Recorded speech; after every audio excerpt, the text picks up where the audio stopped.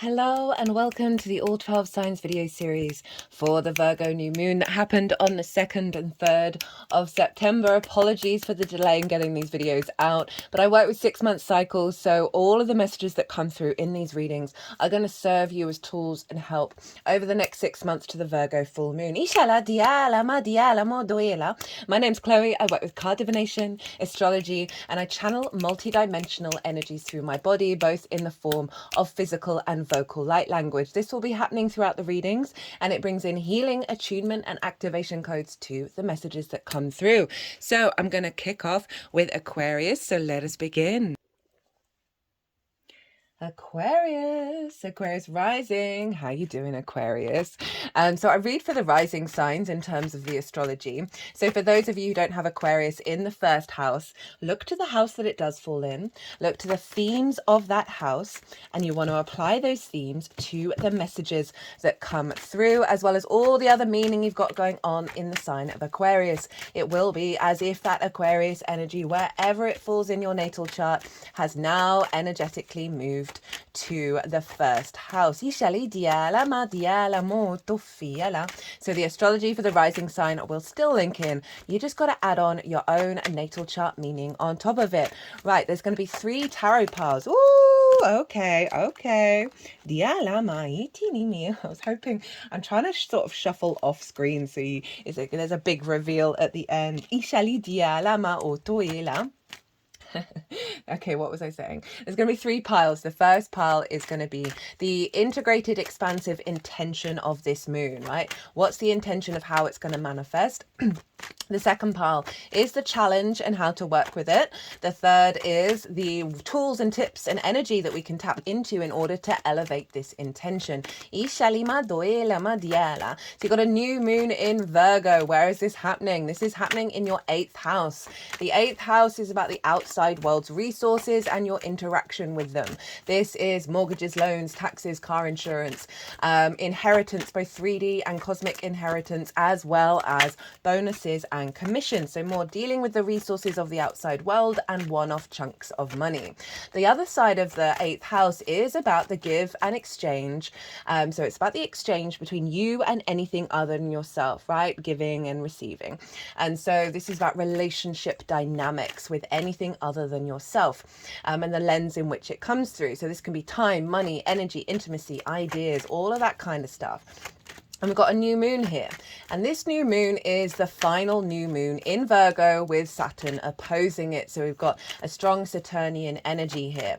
And there's quite a lot of powerful stuff going on with this moon. It's not a crazy amount of astrology, but there's other big themes around the eclipse cycles, around Saturn, that I break down in a lot more detail in the collective reading. That's always the first reading to go out. And that's where I sort of go into more depth about the most integrated and expansive collective intention of this moon. I also did a collective tarot reading as well, and that was a really interesting energy that came through that felt really powerful. I'll touch on some of those things in this reading, but if you want a deeper understanding of how to work with this moon, go check out the collective reading. So what kind of new seeds, new intentions can you plant in the 8th house? Well, this is elevating. So in the 8th, we can have sort of scarcity complexes, we can have codependency, we can give too much, we can take too much. And so you can set intentions around elevating this and working through it. If there are any sort of wounds and trauma responses around the 8th house, you can set an intention to be illuminated about this and be able to work with it over the next 6 months, as well as planting seeds. Say you want a mortgage, say you want a loan, or you're looking for more bonuses and commissions. This can be a great new moon to set the intention around that. Setting an intention around a stronger relationship dynamic with source. It's a very psychic house. It's a very magical house. Edgar Cayce, a very famous psychic, had a stellium up in the 8th house and was able to utilize the resources through its relationship with source. So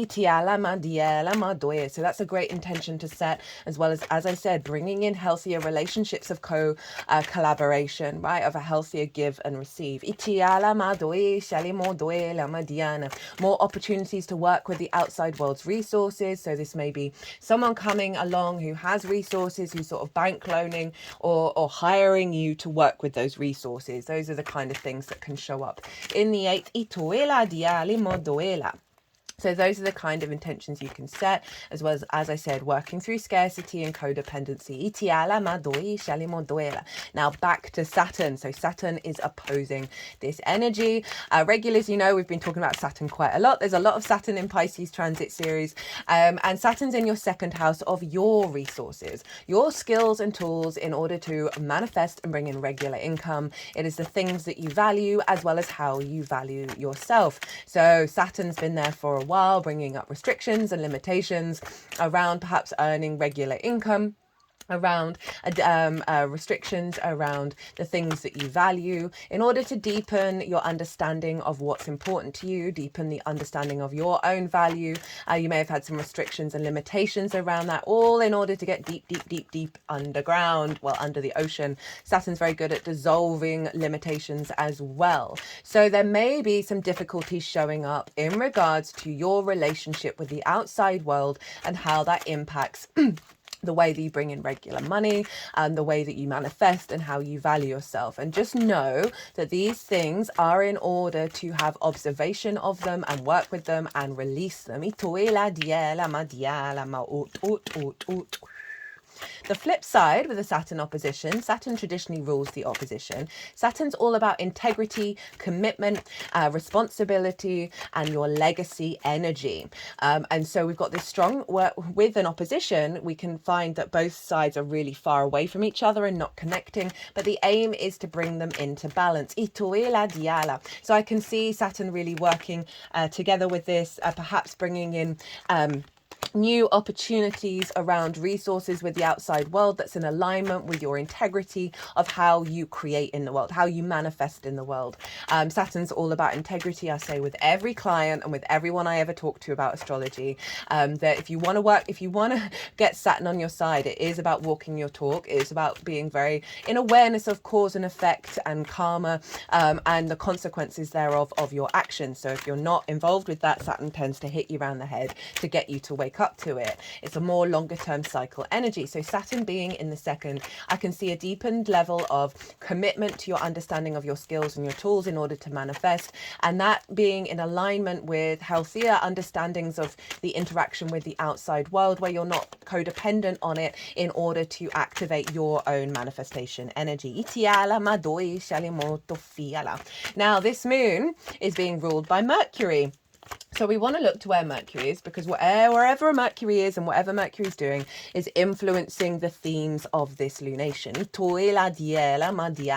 And it's over in the sign of Leo, opposite your sign, Aquarius. It's just gone direct. It's come out of its second phase of the retrograde. It is going still going to travel over the degrees it retrograded over, but it is direct. It is the morning star. It's looking to the future. And so the themes around the seventh house, right? The house of the other. This is about business partners, one-to-one clients, therapists, intimate friends, long-term committed romantic relationships, as well as your relationship with Source, right? The one-on-one intimate people and energies in your life, right? The seventh house can often be how you understand yourself in regards to the other. It's quite a powerful house in terms of your self-transformation, as well as the elevation and maturity of relationships where you're wanting to commit and be integral with the seventh house. So Mercury's there, Mercury's retrograded there, started the retrograde over in the sign of Virgo. So it's combining these combinations of one-on-one relationships with relationship dynamics, right? And how you work together and collaborate with each other's resources. So as I said, there may be issues around commitment, issues around integrity, scarcity mindsets that have impacted the capacity for you to upgrade your relationship of self with the other. So Mercury is going to give conversations, ideas, synchronicities, perspectives around the other that is going to be facilitating this new understanding of how you interact with the world. I could see this as sudden opportunities and conversations with a business partner, with clients, with with source, all that are helping facilitate this new dynamic happening over in the 8th. You may just find more vulnerable conversations turn up in order for you to release a lot of old fears and wounds around scarcity, codependency, all of that kind of stuff. You may have a lot of conversations with a business partner in order to figure out, okay, we want this loan for this next stage of the business, that kind of thing, as well as perhaps a deepening of a commitment of a romantic relationship, or at least your understanding and perspective around commitment, because as I said, you're establishing a healthier balance of relationship dynamics over in the 8th. The sun rules Leo, so the sun is in Mercury's sign and Mercury is in the sun sign, so this is what's called mutual reception, and this is where they're in each other's realms and they're in each other's homes, and they are facilitating each other's agenda, and supporting by, as I said, that sort of psychic hotline of knowing where all the resources are, knowing the best way to work with that energy. It's a very supportive energy around the vision that we're having and the information that we're collecting over in the sign of Leo, and so this is really powerful of bringing that into alignment. So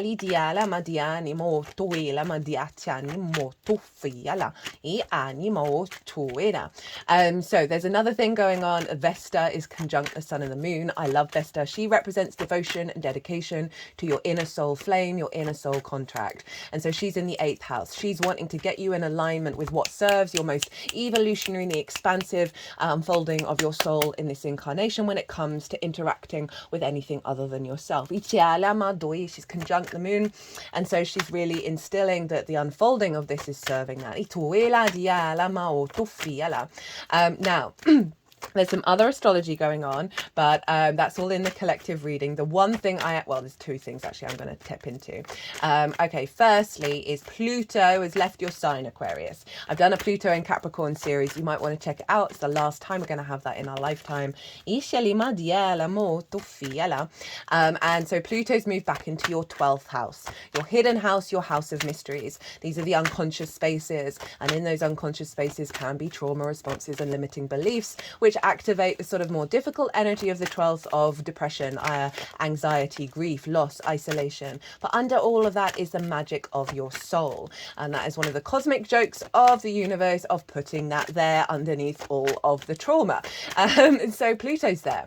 It's trining this moon by sign, fellow earth signs, but not by degree, because Pluto's at 29 degrees and this moon is at 11 degrees. So it's a very wide trine. Pluto's going to get involved with the Pisces moon, which is going to be an eclipse. I talk about all of that in the collective reading, as well as Saturn in more detail. So Pluto is helping recalibrate and retransform your unconscious spaces. So any love languages that you've learned from your early years, any wounds in the unconscious spaces around healthy relationship dynamics with you and the world, right? With you and source, with you and anybody else, is going to be activated here, right? So where we may not feel like we're good enough for healthier relationship dynamics, where we may be so independent that we feel like we don't need them in order to exist in this lifetime. And well, we're here to unionize, basically. So I can really see Pluto assisting in any wounds around that, as well as revealing the magic of your soul, right? The power of you in that Capricorn energy, and helping bring a lot more wisdom in your understanding of how to integrate that with the outside world. The other thing is Venus is doing some cool stuff over in Libra. She's not making an aspect to the moon, but what's going on is really significant for two reasons. One, the Mercury retrograde, when it instigated in Virgo, was conjunct Venus, and so then it moved into Leo. So you've had this theme for a little while now, and Venus conjunct Mercury with that brought in an intention of that Mercury retrograde to perceive the world, to collect information, to have vulnerable conversations that are elevating your capacity to give and receive, right? A higher level of connection, love and appreciation and reciprocity. And so the fact that Venus is doing some really powerful stuff at the same time of a Mercury ruled moon that is following the retrograde is pretty significant. So Venus is over in your 9th house of your perspectives. We've obviously had eclipses here for a while. We're going to have a Libra eclipse pretty soon. And Venus is conjunct the South Node and Juno and Black Moon Lilith, right? So Juno represents commitment. Black Moon Lilith is all about respect, honor, and dignity. And if she's not receiving that in relationships, she's tried, but it's not working. For whatever reason, she's like, right, I'm off. I'm going to go and live my best life. So we've got a very independent energy with a level of commitment to the Venusian energy of your perspectives with that South Node. The South Node can see a release a lot of old perspectives as well as a refinement of those perspectives that are really important to you. And Venus conjunct the North-South Node is activating a deepened level of harmony, connection, appreciation, value, diplomacy, grace, creativity around those perspectives. It's bringing the joy, bringing the love into those perspectives and your level of commitment to that in a very independent way, which means you're not self-sacrificing, it's bringing in a healthier frequency around how you perceive the world and how you engage with it. And that's going to have a knock-on effect with your relationship dynamics, right? Either strengthening your sense of self and your capacity to co-create with others, as well as bringing in a perspective around love and around connection where there may have been difficulties there, or perhaps, as I said, being very independent, that there's a level of, oh, okay, no, I can do that without sacrificing who I am.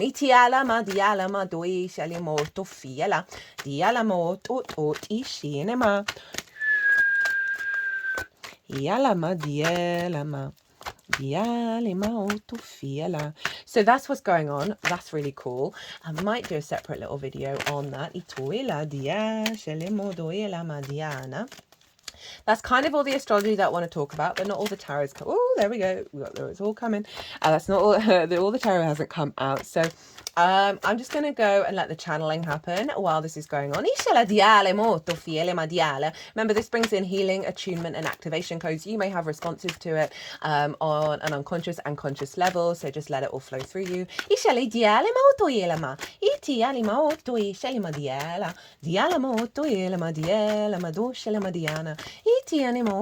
fienema, Ishanima, Ishanima diela motoela, Dishani, dialama doelama, Ituela dina, Dianimo toela madina modoshalama diatanama. So these final two cards have been very picky. Ashelima, dialemo tienima diania. O torema, Ishalima diana madiani motoela, Ishanima, dialemo toela, madila madishanima, O toma, dialema, Diana, okay, something's just come through about astrology that I really should bring up, especially for you Aquarius. So Mercury is squaring Uranus in your 4th of your roots and your foundations, and Pallas Athena over in your life purpose. Of all the signs, of all the fixed signs, you if you've got stuff at late, where is it, around 23 degrees of Aquarius, then you'll be getting a grand fixed cross. And so this means a real shift in perspective around core principles in regards to self, other, home, and career life purpose.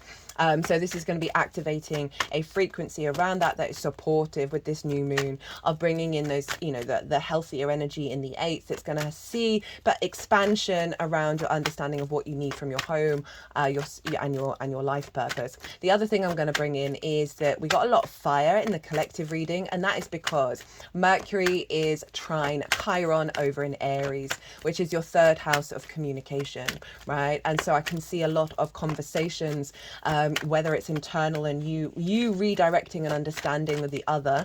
I've got an Aquarius card at the bottom of the deck around deep wounds that you have around expressing yourself from an authentic, vulnerable space. Any limitations around perhaps the I am of it all in the way that you communicate that may have blocked healthier relationships in your life. I say that with full awareness, because we can all have that. But having Aries in the 3rd can mean very much the focal point in the way that you express yourself is about the I am of it all. And obviously sometimes that is very powerful, and it instigates a lot of conversation and a lot of wisdom and a lot of autonomy in the way that you express and find meaning in your day-to-day. But it can often then block or conversations where you're both listening. So there may be something around that that's being elevated and released. I'm just getting you an oracle card. There we go. And this is from the deck What We've Forgotten by Amy Miranda. And the reason why I'm bringing this in is because Saturn is about cause and effect. It's about karma. It's about understanding the consequences of your actions, right? It's retrograde at the moment, so we're revisiting and revealing things. And so, as I said, Saturn's about the sort of the bigger picture and the elongated memory. So the What We've Forgotten card is something that you've forgotten that's going to be very useful in this moon. I'm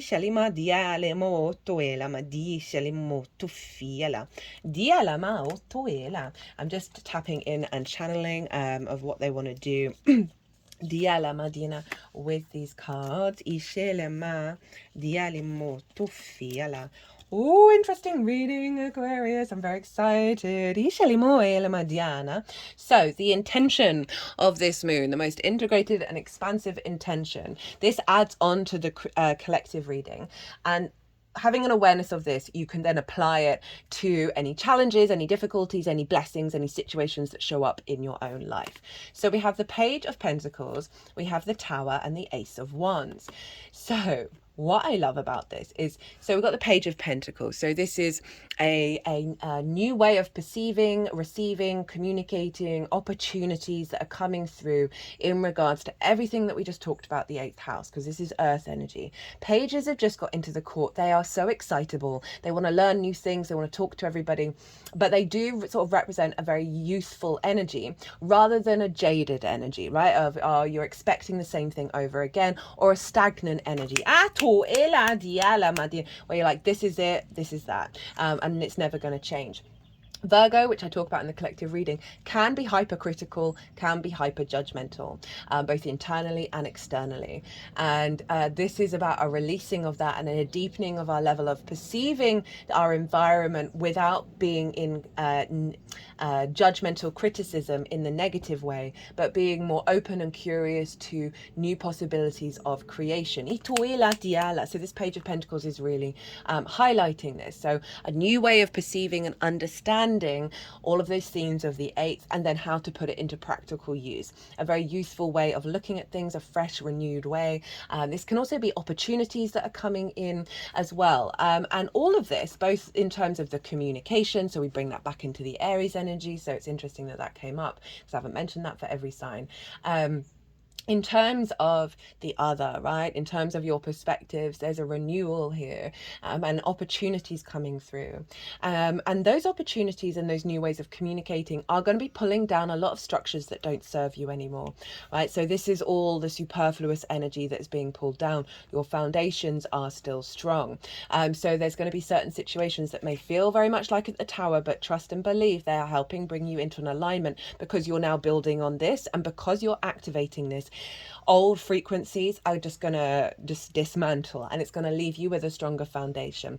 I can also see this as representing what's going on with Saturn over in Pisces, of certain value systems certain perceptions of self, whether you're worthy of these kind of resources, right, are going to be pulled down in order to bring in the Ace of Wands. So big fire energy, right? This is a renewal, a vigor. This is a passion, a drive that the universe is bringing in, this new fertility energy. So there's a lightness of being, there's an instinctive nature. That fire energy, as I said, that's the way that you communicate and find meaning in the day-to-day, and the other, right, where Mercury is. So through this recalibration, you are bringing in a renewal of your spark of spirit, right? Your true intentions around creativity, manifestation, passion, drive. And this is going to be giving this, because those structures are being pulled down, you know, as I said, that Pluto over in Capricorn of love languages, trauma responses that have distorted the way that we interact with the world. This is saying we're bringing in a renewal, right? This is releasing old patterns in order to bring in a fresh new spark, right? Each bringing perhaps passion back into certain relationship dynamics as well. The challenge and how to work with it. We have the Two of Cups in reverse, the Page of Cups, and the Eight of Wands. Again, recalibrating into a frequency of union, and it's the challenge is the blockage of that. This for me is the Lilith card. Even though it's Venus in Cancer, this is the masculine, feminine, and spirit all coming into union. These are not sex specific, but it does represent union through love, respect, and honor. They are eye to eye, they are equal, they are both open to give and receive. And through this we have deep healing with the Caduceus as well as the Kundalini awakening. And so this is union with you and the outside world from a place of love, from your intuition really being in alignment with the kind of frequency that you want to bring in. It's in reverse. And obviously this is water, so we can link this back to Pisces, that there's perhaps something within you that doesn't value this in the upright. That may be conscious, that may be deep-rooted unconscious blocks.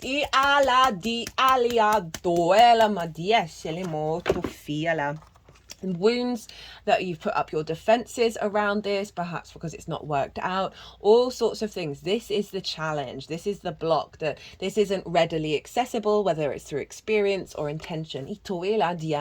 How to work with it, Page of Cups, love it, right? So it's saying tackle this with cups, tackle this with another page, right? This page is talking to a fish in a cup, and that fish is talking back. This is about the unexpected. It's about not having the rational mind of how you're perceiving things. Obviously Virgo can be very rational. Pisces is very non-linear, fluky energy, very magical, very synchronistic.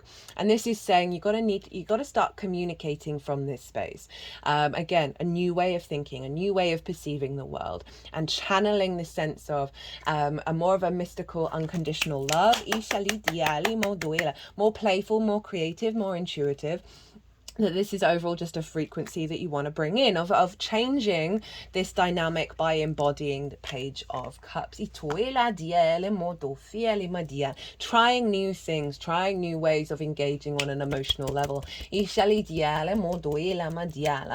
is also, again, Pisces energy, so there may be something around focusing on the opportunities and ideas that you're having around your skills and your tools in order to manifest. So if we think about the resources of the outside world, rather than being dependent on them, this is calling for a refocus of knowing that you have the resources within you, maybe getting some divine inspiration come through.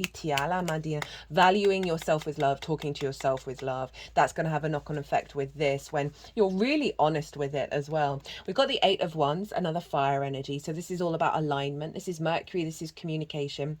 This is Mercury in Sagittarius, and these ones are all in alignment. This is about fast moving energy. Mercury over in the 7th, again, vulnerable conversations that are going to help facilitate more alignment and being really open to that. So there is a lot around and I say love, that can apply to anybody and everything, but there's something around your capacity to engage and talk perhaps about your value system, have a hash out with people, be really open to change around those, and then also solidify that which is truly important. But these kind of conversations that are coming from a more of the emotional body are going to bring in a level of alignment, right? This is also that vulnerability around communication, and that's going to open up so much space for alignment. We have the Seven of Wands, swords at the bottom of the deck. This is the moon in Aquarius, and this is about doing things differently. This is about thinking differently, communicating differently. This figure is stealing away the Five of Swords, which is for me the most difficult card in the deck. And this is it's funny, it's underneath the Knight of Cups in reverse, so it's about the Knight of Cups in reverse is that block of not doing it. It's saying you also want to see your actions flow from a place of love. So it's stealing away, like domineering hierarchies, distorted power structures, conflict in general, and it's doing something differently, and it's trying to bring in peace, it's trying to bring in alignment. So there is an acknowledgement of there is a perspective that you need to shift away from conflict, away from domination rather than co-creation. How to amplify the intention.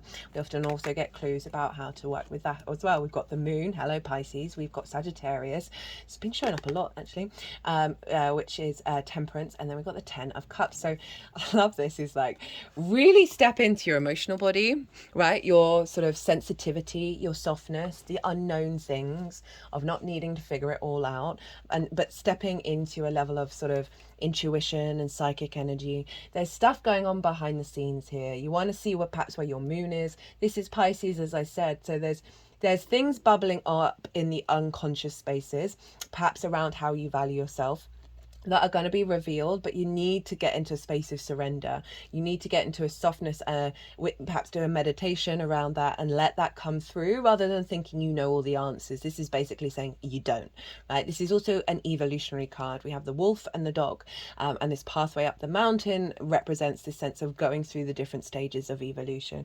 And it's saying that through this awareness of your needs, of your nourishment, of where they might have been distorted, right? So this can be about distortion and deception, and it really does feel like there may be something going on there with that Pluto in the 12th that is being revealed and uncovered through this unfolding around distortions around your emotional body, around how your needs are met, how you want them to be met, how you give and receive nourishment.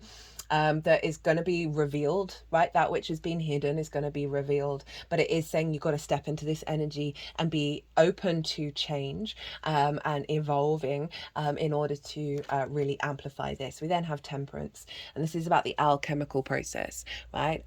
Sagittarius is your hopes and dreams, friends, groups and alliances, and reaping the benefits from your 10th house. So there's something about a realignment, a recalibration, and alchemization around your hopes and dreams that is taking you out of this blocked energy, this limiting energy.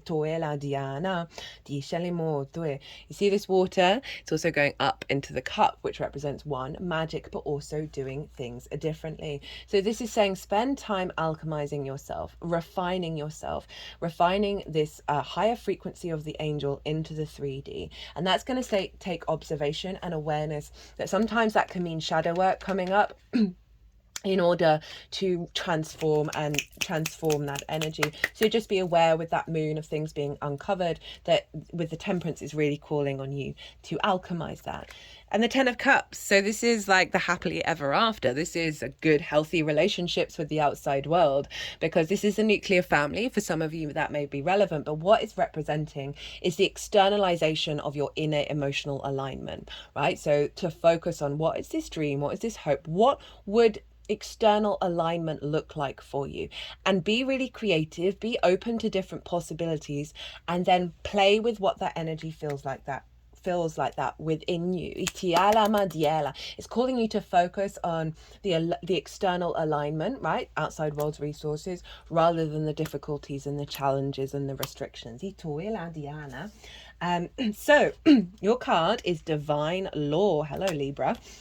Usually Diana. So I bought this book for my birthday, which was quite recently, so I don't really know what's on any of these cards. I've only used this a couple of times. Divine law, the systems. A source has systems, it has laws, but behind the veil there is also magic. Hello, the moon. And this is like the rational mind of Virgo, right? I say that as a Virgo sun, that you can hyperanalyze, and we're really trying to get out of the way of that, right? And sort of there's an element of surrender, and then see what your instincts that come through of the desire to create come from this magical place, rather than the rational. It is not a simulation, it's a living organic system that responds and reacts. It is alive. An ocean of intelligence surrounds us. This whole life is a control room. We're going to have to look at the dials of our system. We can imagine that it's like a stereo that has 7 dials. You're going to see yours. Are your dials at the top? Are you in flow? Or are you trying to grab a wheel from the universe? Are you trying to control everything? Check out the collective reading. Big themes came through that, around that of surrender.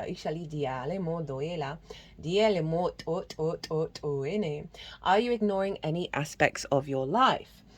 When you're feeling out of balance, we look at the controls. First, the all. We know that energy is everything and everything is vibrating. Are you holding on too tight or stuck? Right? Your fixed energy. I say that as a fixed rising sign. We can be very damn stubborn. This is mutable. This is calling for shifts. We've got a lot of mutable energy at the moment. Where was I? Or are you moving in flow? Is there something happening with polarity? Are you on one side of the dial more than the other when it comes to perceptions, perspectives, or relationships? So that's nicely summed everything up. Are you out of rhythm? Are you trying to set too many plans that aren't in harmony with the tides? Hello, Virgo with Pisces. It's something happening in your life because it's the twins, cause and effect in action. Hello, Saturn. Are you trying to avoid an effect that happened because of a cause? For the final seventh dial, are you recognizing all aspects of yourself and situations? The space between the feminine and the masculine. Take time out to recalibrate your dials and notice what changes. Well, that's just summed up the whole reading. I don't really feel like the need to expand on it. Well, Aquarius, be good to yourselves. Oh no, I've skipped a bit, sorry. Yeah, it's that sometimes happens when you're sort of doing the repeat thing that you say in every reading. I hope this resonated. It's always an honor and a privilege to read for you. Obviously, I'm a Leo rising, so I have some kinship. I've also got an Aquarius moon, Ishali, Diele, and an Aquarius Jupiter. So there's big Aquarian vibes that come through in these readings. If this here resonated, don't forget to hit that like button. It brings me, honestly, so much joy. But obviously, it also helps the algorithm. If you want a personal reading, my details are everywhere. If I don't say so myself, the personal readings I've been doing at the moment have been absolute fire. But other than that, Aquarius, be good to yourselves, be good to those around you, safe travels, and be well until we meet again. Capricorn rising. How you doing, Capricorn? So I read for the rising signs. So for those of you who don't have Capricorn in the first house, look to the house that it does fall in. Look to the themes of that house and all the meaning you've got going on in that sign. And you want to apply all of that to the messages that come through, because it will be as if that Capricorn energy, wherever it falls in your chart, has now energetically moved to the first house. So the astrology for the rising sign will always still link in. You just got to add on your own natal chart meaning on top of it. Excuse me, I can feel a tickle coming up. I've got to pause. Sorry about that, Capricorn. This is a new moon in the sign of Virgo. There are going to be 3 tarot piles. The first is what is the most integrated and expansive intention of this moon and how it's going to unfold over the next 6 months. Apologies for the delay in getting these videos out, but as I just said, I work with 6-month cycles. So what's coming through in this reading is going to what was I going to say, is going to give you some help and support over the next 6 months, so you're not missing out on anything. The second pile is the challenge and how to work with it. The third pile is the tools and tips and energy of how to amplify the intention of this moon. So let's get on with it. Capricorn, this is happening in a fellow earth sign in the sign of Virgo, and it's over in your 9th house of perspectives. So this is the big picture philosophy of the how you map yourself out in the world, your morals, your ethics, your connections to source, to book religion, to nature, to science, all of those matrices that are bigger than you, that you know you are a part of, and figuring out how you understand that, what you want from it, and all of that good stuff. It's about teaching and learning. It's about mastering something.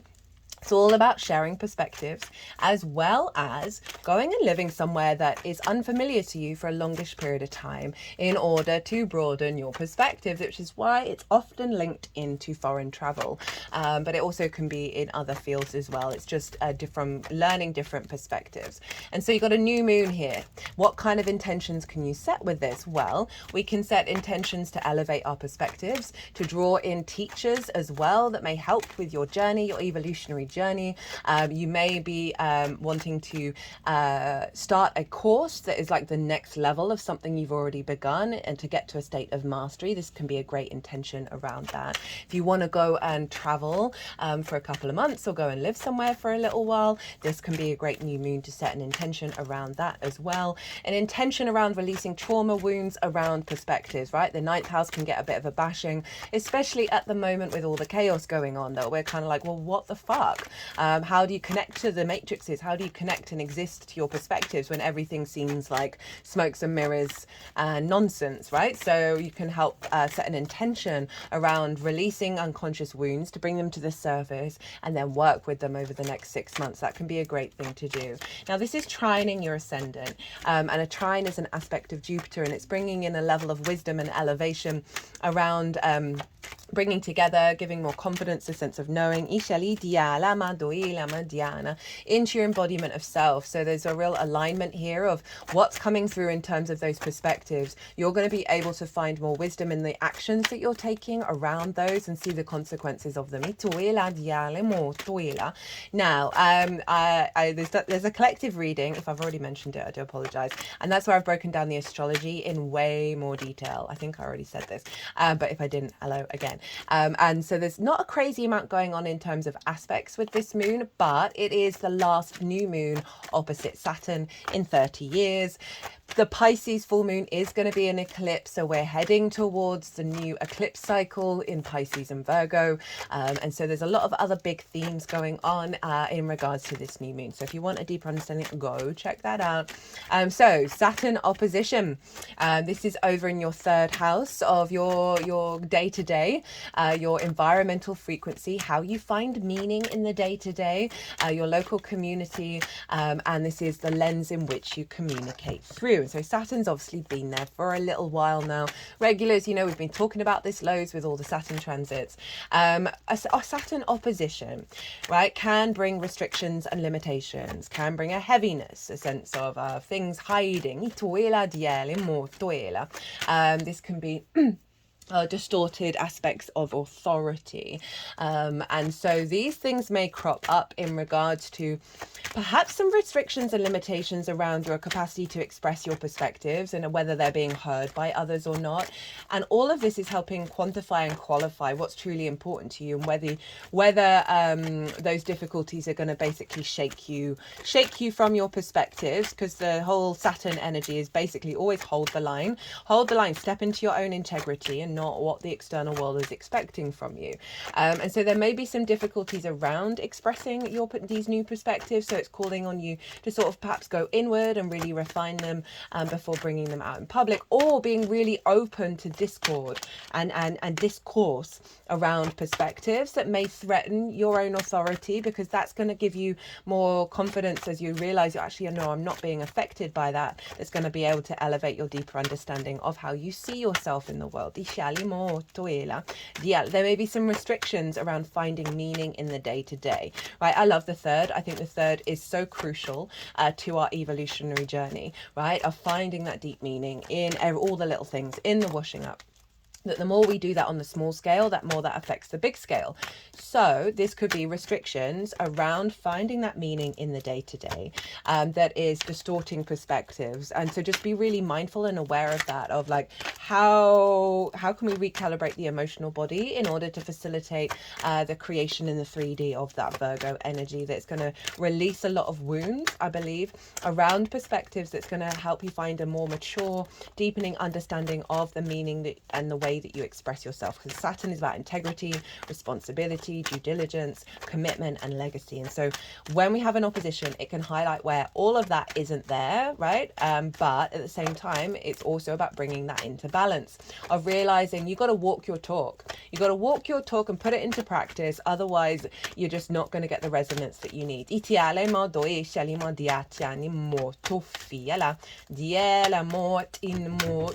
Oh, someone's at the door.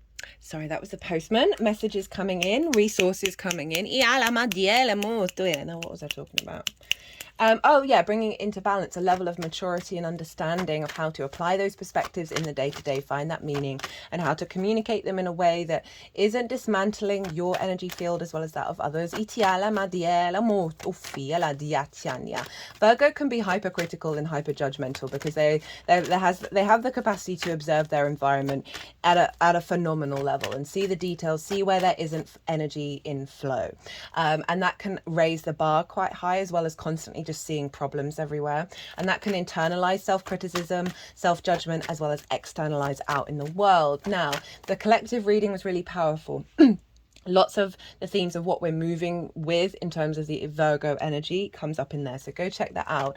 But overall, there's a sense of releasing of that anxiety, that worry, that self-criticism and judgment, and being able to bring the mature, practical magic of Pisces into our reality. And there's an element of surrender here that we want to bring in, rather than the planning, the worrying, the freaking out. There's a sense of, okay, how can I create rather than fix problems, right? There's a shift in the dynamic here. Itiala, this is going to be doubly backed in by the Pisces eclipse that we're going to have. Can't wait to do that reading. So what else is going on? Well, this moon is being ruled by Mercury. And Mercury is over in the sign of Leo, so wherever that is, that's influencing what's going on with this moon. And for Capricorn risings, this is in your 8th house. This is the resources of the outside world and how you interact with them. Mortgages, loans, bonuses, commissions, inheritance, both 3D and cosmic inheritance, relationship dynamics, the exchange between you and anything other than yourself, right? Not just in the 3D. Time, money, energy, intimacy, ideas, all of that stuff. We can have scarcity complexes, codependency complexes here. We want healthy balances. We want to step into abundance. We want to step into co-creation. And that's the transformative energy of the 8th house. Now, Mercury is there. Mercury's direct. It's moved direct. We are in the final throes of the whole retrograde cycle. But Mercury is now the morning star. It's looking to the future. And so there's ideas, perspective, information, synchronicities coming through around how you're perceiving the outside world and how you engage with it, and that is influencing these perspectives. So it's wanting to bring in a more heart-orientated, expansive, light-giving energy into your perspectives, right? And so this can be a lot of downloads from source in truly knowing the real reality in which you exist in.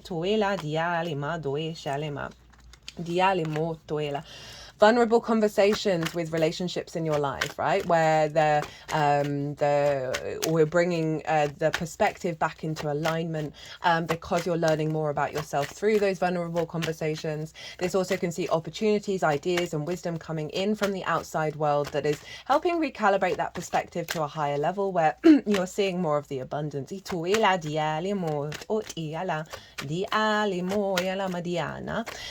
What else is going on? So the sun rules Leo. So the sun is influencing Mercury and Mercury is influencing the sun. This is what's called mutual reception.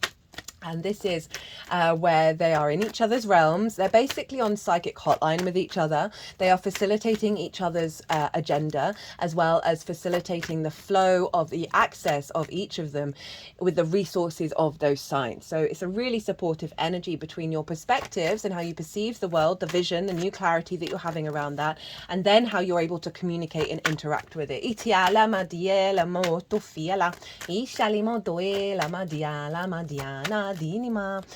Vesta. The asteroid is in the sign of Virgo, conjunct this moon. She represents devotion and dedication. And we actually have a devotion card show up in the oracle reading, which will come following this all 12 sign series. And she represents the inner soul contract, the inner flame. And so this new moon is activating a level of devotion back to that inner flame. So I love that. Pluto is also just moved back into your sign. I've done a Pluto in Capricorn series. So that's that's the last time, that's the final frontier. And there's some really cool stuff that came through in that oracle reading, and that's about this mad alignment, which I'll talk about in the Pisces full moon because it's going to be very much linked into that. So that Pluto's trining this moon, not by aspect, because it's at 29 degrees and this moon is at 11, but by sign. So there's some recalibration of your inner power, your inner magnetism, of distorted power dynamics, of resources being uncovered, wounds shifting with the ancestors, of self, right? And recalibrating your own rooted power in alignment with this moon. So there's a real powerful magnetism happening with the sense of self that you're going to see through your actions and your understanding and awareness of self that's going to be in alignment with this new frequency coming in with this moon. What else is going on? Oh, Venus is doing some very cool stuff over in the sign of Libra. Now, this is significant for two reasons. One, this is just badass astrology that just so happens to be happening around the time of the Virgo new moon, but also Venus was conjunct Mercury when it activated its retrograde in the sign of Virgo. And that meant that gave a flavor of the retrograde around perspectives, ideas, communications, conversations that were bringing in, and they're often vulnerable conversations or difficult conversations or an elevation of that. They are bringing in a heightened connection of reciprocity, of being able to give and receive in healthier ways. And so I love that Venus power that was influencing Mercury and its retrograde is doing some badass stuff up in Libra at the time of the Virgo new moon. And she is conjunct the South Node, Juno, and Black Moon Lilith. This is a powerhouse happening in your 10th house of your life purpose, your career, your visibility, your reputation, how the big outside world sees you. So you would have had some real refinement around this with the South Node being there. We're obviously going to have a Libra eclipse as well coming up. You may have seen things fall away, old ideas, old perspectives, certain careers, certain desires, understandings of soul purpose, wounds around visibility, reputation, all of that stuff fall away, as well as a deep refinement of this area of your chart. Now, Venus with Juno, which represents commitment, and Black Moon Lilith, which is all about very independent energy around respect, honor, and dignity, and the desire for relationships that honor that. And if they don't, and you've tried working through them and it's not happening, Lilith gives the capacity of being like, right, I'm going to go and live my best life. You do you, boo, that kind of energy. And with Juno of commitment and Venus conjunct the South Node, she is elevating and boosting the journey that you've been on with that South Node, as well as connecting the dots, bringing harmony, grace, favor, diplomacy, connection, love, creativity to the refinement that's going on, that's in alignment with your level of commitment to the deeper esoteric life path, to your capacity to be able to shift gear when you need to, if you're not getting what you need in regards to that life path. So that is pretty powerful happening up in your 10th house. And so in regards to perspectives, all of this is going on. That's going to be harnessing an alignment of connection around your life path, and the resources and the following the glimmers with Mercury being in the 8th house around what's going to serve interacting with in alignment with that life path. Right, one more card and then we'll get the Oracle card which is from the Oracle, What We've Forgotten Oracle by Amy Miranda. The deck's in the description box, by the way, if it takes your fancy. It's new. I got it for myself for my birthday, which, well, when was that? Was that last week? Yeah. I'm sorry, my brain just froze for a second. I haven't used it very often, so it's quite exciting to bring it to the table. And it's What We've Forgotten, and Saturn's retrograde at the moment, and Saturn is about cause and effect, cycles of time, and like integrity of like being an awareness of those, and the responsibility to be very mindful of not repeating cycles. And it's retrograde, so it means something about revisiting and something being revealed, bringing some depth to something. So the Oracle card, I should be shuffling that. The Oracle card is to help give you a clue about what's been forgotten that you need to apply with this new moon. There we go. Right, I'm just gonna go into channel mode and see what they want to do with these cards.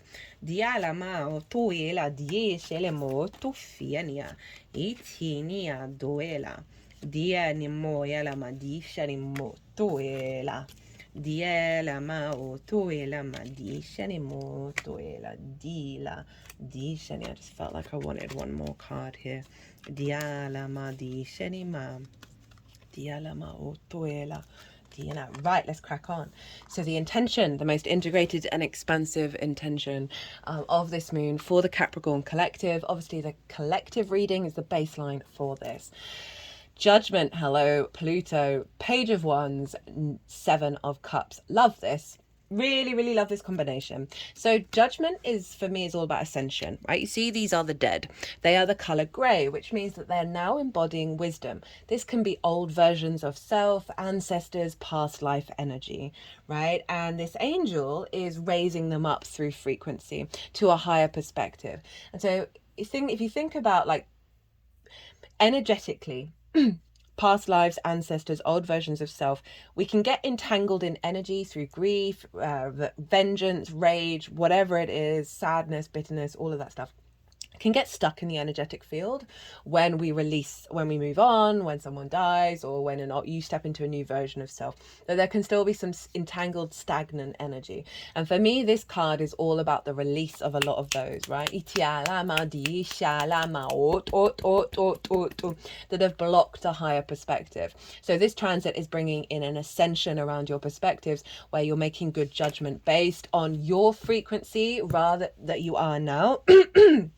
Rather than old versions of self and the ancestral wounds. Obviously linked into Pluto, it is a Pluto card. So that's really harnessing the fact that your instincts, your actions, your sense of self are really coming into an alignment with this new frequency around perspectives. Page of Wands, hello, Mercury in Leo. So this is a new way of communicating with vigor, with inspiration, with passion, with independence, with courage. Pages aren't jaded. They've just got into the court. They're so excited. They want to talk to everyone. They want to learn everything. They're not thinking about their old life, right? They're now immersed in this new life. So there's something around your capacity to connect the synchronicities from source over in the 8th, connect the ideas, the awareness, the observation, the heart orientated energy that you're now bringing into your perspective, that you're able to communicate that, you're able to perceive that and play with that and be very sort of more open and light in your energy rather than a heaviness. We then get the 7 of Cups. So this is my channeling card, by the way. So some of you, this may relate to having a new perspective around the way that you channel,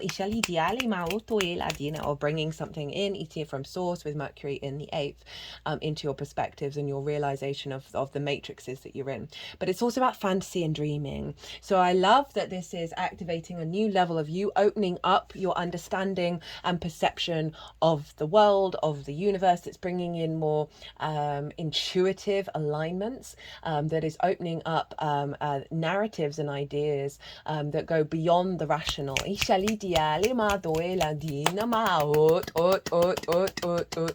Bringing in some of that Pisces magic. So I really, really like this more. There's more play in this energy, even though you've got some hardcore ascension going on. It's obviously bringing in play because the universe is all about play, love and creativity at its abundance at its essence. So I love that that's showing up for you, Capricorn. So the challenge and how to work with it, we got an extra card and it happened to be your card, Capricorn. We got the 9 of Swords, the Devil. The 3 of Cups wants to be in reverse and upright. So I'm going to leave it in the reverse first, and then it's going to turn upright of how to work with it with the Queen of Swords. So in terms of perspective, this is all about anxiety and worry and fear about what's going on in the world, how you connect to the world. This is about regret about the past and worry about the future. This is not about being in the now. This is about being in a distorted limbo phase full of cortisol and adrenaline that lead to sort of your perspectives diminishing because you're not able to piece together the actual reality because our short-term memory goes when we're in that space. So this is totally understandable with everything that's going on in the world and how we then connect to those things. So I'm not surprised that this has come up as a challenge. It's also come up with the Devil card, right? So addictions, limitations that have bound you in the 3D world, that have restricted you in terms of the sort of the more unintegrated side of the Devil card, but also all of that shows you what's not working. So obviously your card, Capricorn, And so there's something about things that have bound the way that you express yourself and take action, right? That's the energy of Saturn in Pisces, as well as Pluto in Capricorn of self, that these things are going to be coming up, right? These limitations, these things that cause you perhaps to go into addiction because what you're perceiving in the world, the difficulties there. And all of that is part of the process to release it all. We then had the Three of Cups in reverse. So this is not seeing the world in flow, in abundance, with your intuition, finding happiness, communicating with others, listening to each other, respecting each other, finding the abundance. So these are all the challenges, but this also wanted to be in the upright. So it's saying be an observation of these things and then tap into this energy. When you're feeling this, try and create your own inner flow, your own inner abundance, right? This may be about going and hanging out with friends and having conversations and having fun and instilling more fun in your life, and let that sort of integrate into your perspective. We've also got the Queen of Swords, again, very sort of the mental suit, all about perspectives. So she's the great cultivator of the clarity of your thought. She has a bird above her crown chakra. So the messages and the wisdom that she's receiving is coming from the crown. You might want to do some meditation around that and realizing these are very dense energies and tapping into a higher frequency that goes beyond the clouds, goes beyond the illusion, right? And really sort of zoom out and find a higher perspective. This is also acknowledging that this is a process of cultivating a new perspective. Queens bring depth and nuance by observing, right? So there may be something around the inability to actually observe the magical reality that you're in. I've recently gone through quite a lot of karmic closing and it's all been really difficult. And one of the things that I found quite phenomenal was still holding on to releasing my emotional body and not shaming that, while at the same time realizing that I knew that there was a bigger way of interacting with this. I knew that even though these were challenges and difficulties and really quite painful on so many levels, that I knew that the amount of times I've had my whole life blow up, and that's the next stage of the ascension process. So that's happened so many times where I can't ignore it. I can't ignore the synchronicities and the miracles that work with the chaos. So I'm saying that to sort of say, well, you may not have had that so fully embodied yet, and I'm not saying that in an egotistical way. We're always on a journey, we're always having these things, but I really want you to reflect on that, of like, even if there's a lot of difficult things going on right now, that to be in awareness of the wisdom that you're going to get from it, that's taking your head above the clouds and allowing you to realize, okay, no, this is part of the journey.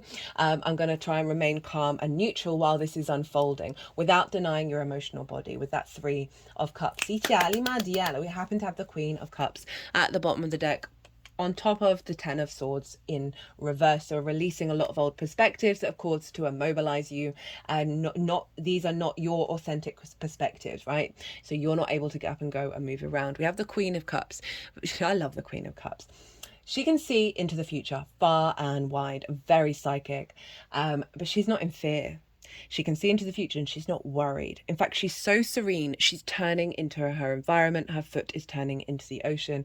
There's a call. I'm getting this as a tool as well as the outcome, right? Of you no longer being in a fear state, you being in a space of serenity, as well as nurture your emotional body, nurture your intuition, and bring a real sense of depth and nuance to it beyond just sort of the knee-jerk impulse responses. So how to work and amplify this energy? We have the Two of Swords, another Queen. We've got three queens show up here. So there's a real yin energy of observing, of bringing depth, nuance, nutrients to these areas of your lives. We've got the Queen of Pentacles and the Six of Wands. So the Two of Swords is all about, you've reached the new landscape, but you're having to go inward, you're having to meditate about the new perspective. Are you going to take the old perspective with you, or are you going to take the new one? So this is acting as a tool of saying you need to spend some time in reflection, of going inward and being mindful of what comes through, and really learning to trust yourself in the process. This is the moon in Libra, so there may be something around doing meditations around your life purpose, and what's important to you in that regard, and then using those core energies to shift the perspective where it's more in alignment with yourself and your needs, and bringing in a level of balance rather than the collective energy that feels like there's a big influence here. Queen of Pentacles, nurture and nourish from a place of abundant your perspectives. The Queen gives really good advice. So there's something around perhaps talking to yourself as if you were your friend, right? Or seeking advice out there. But overall, it is saying step into a frequency of let the unfolding happen through your observation of the magical reality. Observe all the difficult situations as if they are abundant.